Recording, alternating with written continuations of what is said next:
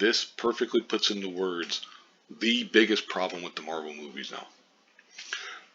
During a recent interview on the podcast The Town with Matthew Belloni, Marvel producer Nate Moore opened up about why Marvel refuses to hire fans to write their movies. For me, one thing I think is interesting about Marvel's process, and specifically for writers, I would say, a lot of times we're pitched writers who love Marvel. And to me, that's always a red flag. Because I go, oh, I don't want you to already have a pre-existing idea of what it is because you grew up with these for 15 and that's what you want to recreate.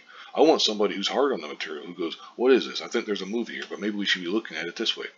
And I think, again, the best example for me was Marcus and McFeely, who weren't comic guys coming up, but were like, wait, Captain America, this seems a bit weird. What if we kind of looked at it this way?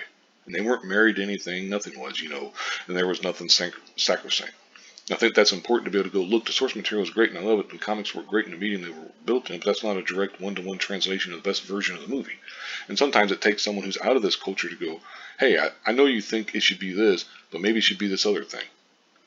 Look, the thing is, oops, I didn't mean to make that so much bigger, but part of what he's saying is right.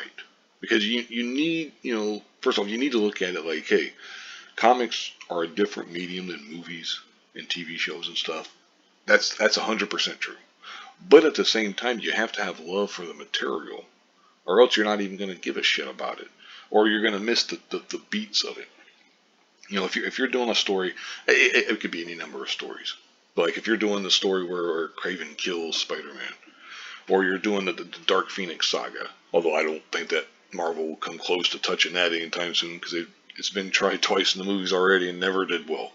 But anyway, but you need to know what resonated with the fans, what they liked about it. You don't want to bring in just somebody who doesn't respect the material, who doesn't respect the source material.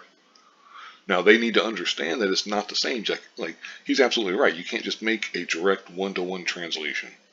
That's not going to work because movies are a different medium than comic books, and movies are different than TV shows and so on and such forth.